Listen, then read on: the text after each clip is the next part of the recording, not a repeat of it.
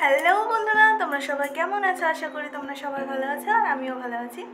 তো welcome back to versus 47। আমি কিছুদিন আগে অ্যানুয়াল স্ক্যান করাতে গেছিলাম, যেটা 20 সপ্তাহের মধ্যে করতে হয়। তো সেই রিপোর্টটা চলে এসছে। ওখানে যেহেতু ভিডিওগ্রাফি কোনো অ্যালাউ ছিল না বলে তোমাদের সাথে সেই ব্লগটা শেয়ার করতে পারিনি। আজকে হলো সেই রিপোর্টটা নিয়ে ডক্টরের চেক আপ আছে, তো রেডি হয়ে নিয়েছি ডক্টর দেখাতে যাব বলে। তো ডক্টর কি বলে না বলে অবশ্যই তোমাদের সাথে সেই ব্লগের মাধ্যমে শেয়ার করব, আর ব্লগটা কন্টিনিউ দেখতে থাকো, তাহলে ডক্টর কি বলে না বলে তোমরা সবই জানতে পারবে। বেরিয়ে পড়েছি বাড়ির থেকে ডক্টরস ক্লিনিকে যাওয়ার জন্য। তো টোটোতে চেপে এবার নামবো হলো ডক্টরখানায়। তো আমার নাম লেখানো ছিল, বাট সেদিনকে প্রচুর ভিড় হয়েছিল, কারণ ডক্টর কতদিন ছিল না। তো অনেকক্ষণ ওয়েট করতে হয়েছিল, প্রায় 3-4 ঘন্টা মতন। আমার 14 নম্বরে নাম ছিল, তাও অনেকক্ষণ ওয়েট করতে হয়েছিল। দেখো ওখানে অনেকে বেশি ভিডিও করা অ্যালাউ না, তাই ওর জন্য অল্প একটু ক্লিপই তোমাদের সাথে শেয়ার করলাম। তো ডক্টর দেখে আমি আর মামুনি বেরিয়ে গেছি, দিয়ে বেরিয়ে আবারও যাচ্ছি হলো বাড়ির পথে। এরপরে আর আমি ভ্লগটা কন্টিনিউ করতে পারিনি।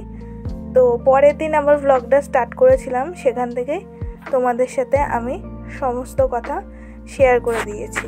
তোমরা দেখতে থাকো অবশ্যই।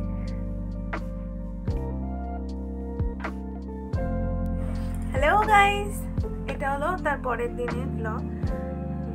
আমি অ্যানুয়াল স্ক্যান করে ডক্টর দেখে তখন আর ইচ্ছা করছিল না এত ভিড়ের মধ্যে এসে টায়ার্ড হয়ে সবার আবার ব্লগটা কন্টিনিউ করি।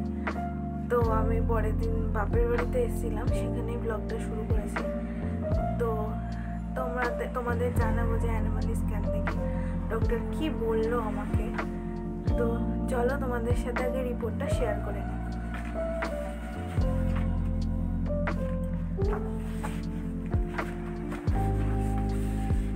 এই যে আমার হলো রিপোর্টটা,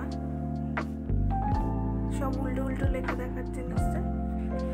তো ইংলিশে সব ক্যামেরায় উল্টো দেখায়।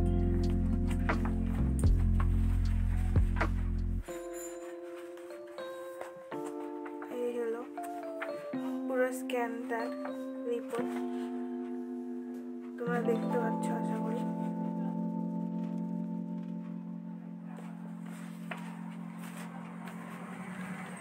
আর এইটা হলো স্ক্যানের রিপোর্টটা। কিছুই বুঝতে পারছি না, জাস্ট ওর মাথার স্ক্যাল্পটা আমি বুঝতে পেরেছি, আর হার্টবিটের ইয়েটা বুঝতে পেরেছি, আর ওর পা দুটো বুঝতে পেরেছি, তাছাড়া কিছুই আমি বুঝতে পারিনি। তো ডক্টরকে জিজ্ঞাসা করলেও বলে না। তো ডক্টর সমস্ত কিছু দেখে বললো যে রিপোর্ট ভালো আছে, কোনো টেনশন করার কিছু নেই। যা আমি ওষুধ খাচ্ছিলাম সেটাই কন্টিনিউ করতে বলেছে, আর খাবার দাবার যা খাচ্ছিলাম তাই। আর এর সাথে আরও একটা নতুন জিনিস আমাকে খেতে বললো, সেটা হলো মাদার সলিক্স। অনেকেই শুনেছি যে আমি প্রথম থেকে মাদার সলিক্স খাইনি, কারণ মোবাইলেও অনেক জায়গায় ভিডিওতে দেখেছি যে মাদার সলিক্স খেলে নাকি বাচ্চা বেশি বড় হয়ে যায় তাড়াতাড়ি, বা এরকম নানা কিছু। তার জন্য আমি এতদিন দুধটাই কন্টিনিউ করছিলাম। যেহেতু ডক্টর বললো যে খাওয়ার কথা, সেহেতু আমি এখন মাদার সলিক্সটাই খাওয়া স্টার্ট করেছি আর সাথে। আর দুধের বদলে আমি ছানাটা খাচ্ছি। তো প্রথম ট্রাইমেস্টারে তো আমি মাছ মাংস ডিম কোনোটারই কিছু গন্ধ সহ্য করতে পারতাম না। এখন আস্তে আস্তে সব খেতে পাচ্ছি অল্প অল্প করে, বাট এখনও মাছটা অতটা খেতে পারি না, সমস্ত কিছুই খেতে পারতাম। মাংসটা অল্প অল্প করে খাওয়া স্টার্টিং করেছি। তো এভাবেই চলছে।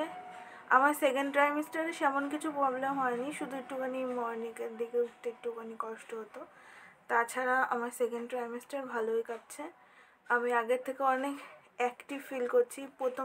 ফার্স্ট ট্রাইমেস্টারে যেমন আমার ভালোই লাগতো না, খুব শরীর দুর্বল লাগতো বা কিছু, কিন্তু সেকেন্ড ট্রাইমেস্টারে আমার অনেক সেটা রিলিফ হয়েছে।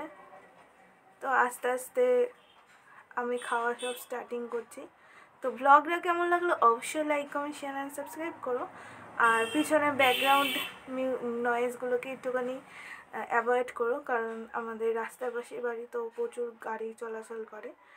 তো অবশ্যই কমেন্টের মাধ্যমে জানিও কেমন লাগলো, আর ভালো লাগলে অবশ্যই সাবস্ক্রাইব করে দিও। আর দেখা হচ্ছে নেক্সট কোনো ভ্লগে।